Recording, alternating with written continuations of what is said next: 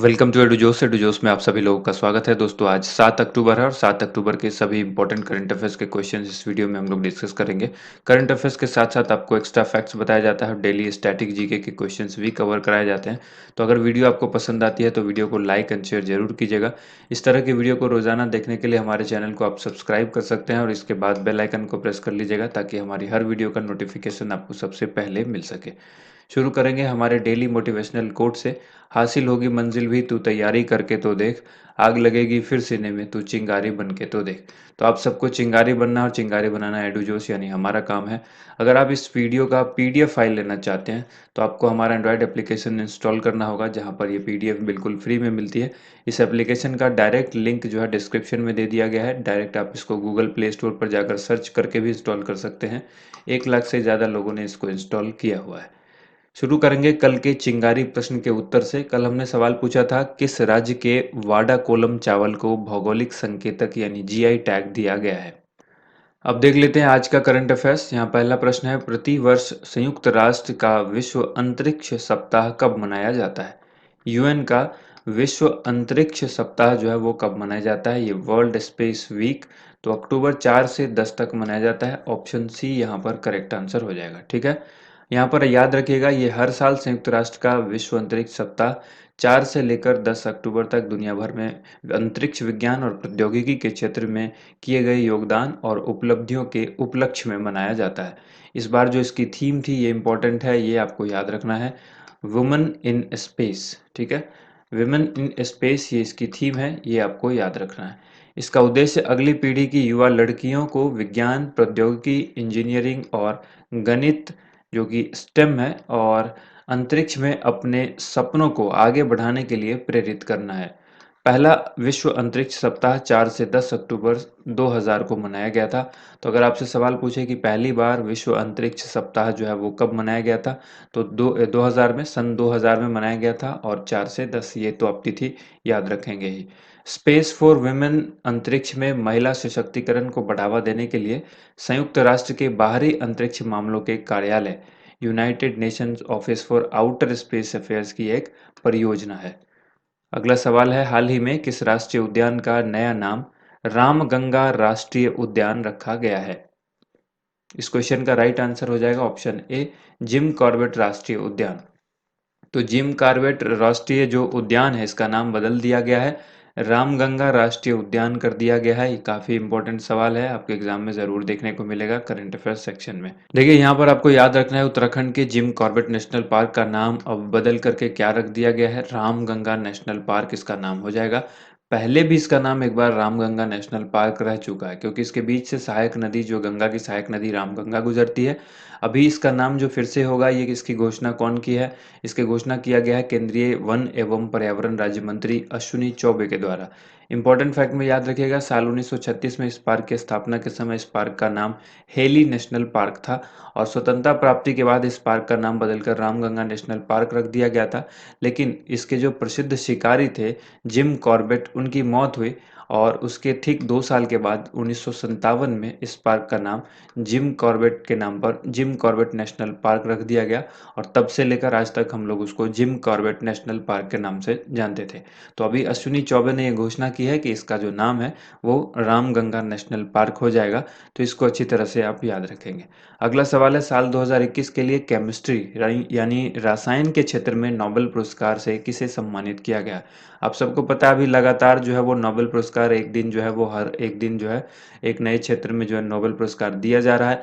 जैसे फर्स्ट शुरू में जो है वो मेडिसिन के क्षेत्र में दिया गया था, दूसरे दिन उसके बाद फिजिक्स में दिया गया, अब केमिस्ट्री में दिया गया है। इस तरह से जब तक ये नोबेल पुरस्कार जो है वो खत्म नहीं हो जाते तो आपको ये एक क्वेश्चन उसमें से मिलते रहेंगे और लास्ट में फिर जब सभी क्षेत्रों में मिल जाएंगे तो फिर हम उसको एक साथ एक कंबाइंड वीडियो लेकर आएंगे।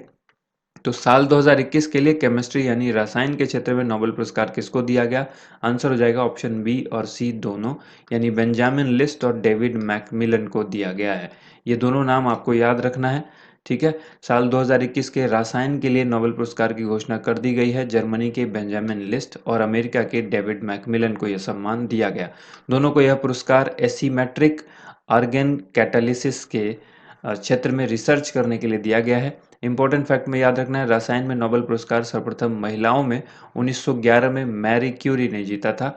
रसायन विज्ञान में 2009 में भारत के वेंकट रमन रामकृष्णन ने को राइबोसोम की संरचना के लिए मिला था। ठीक है, उसके बाद है करंट अफेयर्स रिवीजन में याद रखिएगा, भौतिक विज्ञान के लिए साल 2021 का नोबेल पुरस्कार शिकुरो मनाबे, क्लॉस हैजलमैन और जॉर्जिया पारिसी को देने का ऐलान किया गया है।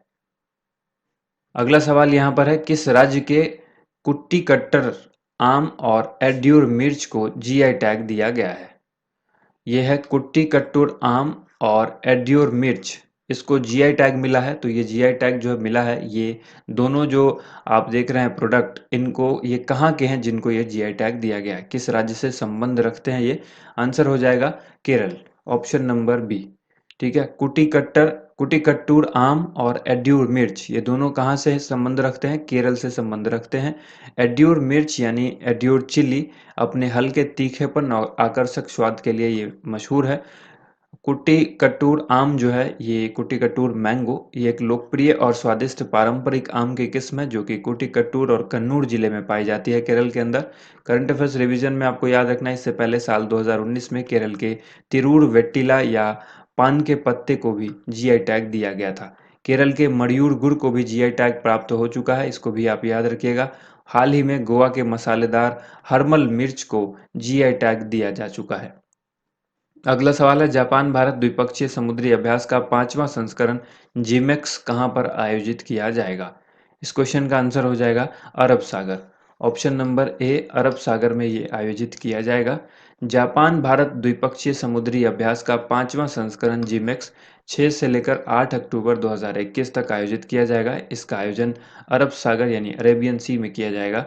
स्वदेश निर्मित guided missile stealth destroyer Kochi और गाइडेड मिसाइल फ्रिगेट तेग भारतीय नौसेना की प्रतिनिधित्व करेंगे। जिमेक्स का चौथा संस्करण अरब सागर में ही आयोजित किया गया था, तो ये 5वां संस्करण है और ये भी अरब सागर में आयोजित किया जा रहा है। इंपॉर्टेंट फैक्ट याद रखना है, जिमेक्स श्रृंखला के अभ्यास 2012 से जो है आयोजित किए जा रहे हैं। करंट अफेयर्स रिवीजन में आपको याद रखना है, भारतीय नौसेना और रॉयल ऑस्ट्रेलियाई नौसेना के बीच द्विपक्षीय सेना नौसेना अभ्यास ऑसिंडेक्स का चौथा संस्करण हाल ही में शुरू हुआ है। ये अभी हमने आपको कल बताया था। हाल ही में फूमियो किशिदा को जापान का नया प्राइम मिनिस्टर भी बनाया गया है, तो ये आप नियुक्ति में याद रखेंगे। अगला सवाल है, भारतीय भारोत्तोलन महासंघ के नए सदस्य कौन बने हैं? इस क्वेश्चन का आंसर हो जाएगा option B, Sahdev Yadav. Option B यहाँ पर राइट आंसर हो जाएगा, सहदेव यादव। अनुभवी खेल प्रशासक सहदेव यादव को भारतीय भारोत्तोलन महासंघ यानी आईडब्ल्यूएफ का अध्यक्ष चुना गया है। उनका कार्यकाल 4 वर्षों के लिए होगा। आनंद गौड़े को महासंघ का महासचिव और नरेश शर्मा को कोषाध्यक्ष चुना गया है। करंट अफेयर्स रिवीजन में याद रखिएगा, हाल ही में खेल विभाग की नई सचिव सुजाता चतुर्वेदी बनी है। हाल ही में भारतीय जीवन बीमा निगम यानी एलआईसी के नए प्रबंध निदेशक, जिसको एमडी हम लोग कहते हैं, मैनेजिंग डायरेक्टर, बीसी पटनायक को बनाया गया है। आलोक सहाय इंडियन स्टील एसोसिएशन के नए महासचिव और कार्यकारी प्रमुख बने हैं। भारतीय महिला स्टार भारोत्तोलक मीराबाई चानू ने टोक्यो ओलंपिक की 49 किलोग्राम स्पर्धा में सिल्वर मेडल जीतकर इतिहास रचा है और भारत की ओर से रजत पदक हासिल करने वाली पहली भारतीय वेटलिफ्टर भी बन गई हैं। नेक्स्ट क्वेश्चन है, कॉमनवेल्थ गेम 2022 का आयोजन कहां पर किया जाएगा? कॉमनवेल्थ गेम 2022 का आयोजन जो है वो कहां होगा? बर्मिंघम में होगा। Option number C correct answer हो जाएगा। ठीक है, हॉकी इंडिया ने पुष्टि की है कि भारतीय पुरुष और महिला हॉकी टीमें बर्मिंघम में 2022 में कॉमनवेल्थ गेम्स से अपना नाम वापस ले लिया है। आगामी एशियन गेम्स और 2024 पेरिस ओलंपिक को मद्देनजर रखते हुए हॉकी इंडिया ने ये फैसला किया है। हॉकी इंडिया के अध्यक्ष ज्ञानेंद्रो निंगोबाम हैं और इन्होंने महासंघ के फैसले से भारतीय ओलंपिक संघ के अध्यक्ष नरेंद्र बत्रा को अवगत कराया है। करंट अफेयर्स रिवीजन में याद रखना है, टोक्यो ओलंपिक में भारतीय पुरुष हॉकी टीम ने इतिहास रच दिया। कांस्य पदक के लिए खेले गए मुकाबले में भारत ने जर्मनी को हराकर मेडल पर कब्जा किया था और भारत ने ऐसा 41 साल बाद किया है, ताकि हॉकी में ये जो पदक मिला है भारत को, ये 41 साल बाद मिला है। 2023 में होने वाले पुरुष हॉकी विश्व कप की मेजबानी कौन करेगा? भारत करेगा। अगला सवाल है, भारत का पहला वर्टिकल लिफ्ट रेलवे सी ब्रिज किस राज्य में बनाया जा रहा है? ये जो आप देख रहे हैं रेलवे सी ब्रिज वर्टिकल लिफ्ट, ये कहां पर बनाया जा रहा है? आंसर हो जाएगा तमिलनाडु में। ऑप्शन नंबर डी इस क्वेश्चन का राइट आंसर है। हाल ही में रेल मंत्रालय ने घोषणा की है कि मंडपम में 2.05 किलोमीटर के नए पंबन रेलवे पुल का निर्माण कार्य मार्च 2022 तक पूरा कर लिया जाएगा। यह पुल रामेश्वरम को तमिलनाडु की मुख्य भूमि से जोड़ेगा। यह समुद्र के ऊपर भारत का पहला वर्टिकल लिफ्ट रेलवे ब्रिज होगा। रेलवे विकास निगम लिमिटेड (आरवीएनएल) 250 करोड़ रुपए की लागत से समुद्री पुल का निर्माण यानी डेवलपमेंट कर रहा है। जो ये विकास कर रहा है और रेलवे ये जो पुल है वो बना भी रहा है। प्रधानमंत्री नरेंद्र मोदी ने मार्च 2019 में कन्याकुमारी में परियोजना की आधारशिला रखी थी। इंपॉर्टेंट फैक्ट में याद रखना है कि मूल पंबन रेलवे पुल 1914 में मंडपम को मन्नार की खाड़ी में स्थित रामेश्वर द्वीप से जोड़ने के लिए बनाया गया था। ठीक है, यहाँ पर इसको याद रखना है। अगला सवाल देखिए, हाल ही में अरविंद त्रिवेदी का निधन हो गया है, वह एक प्रसिद्ध क्या थे? इस क्वेश्चन का राइट आंसर हो जाएगा अभिनेता थे। अरविंद त्रिवेदी एक प्रसिद्ध अभिनेता थे। लोकप्रिय सीरियल रामायण में रावण का किरदार निभाने वाले एक्टर अरविंद त्रिवेदी का निधन हो गया। उनकी उम्र 82 साल थी। अरविंद त्रिवेदी लंबे समय से बीमार थे और हार्ट अटैक आने की वजह से उनका निधन हुआ है। करंट अफेयर्स रिवीजन में याद रखना है, सीरियल तारक मेहता का उल्टा चश्मा आप सभी ने देखा होगा सब टीवी पर।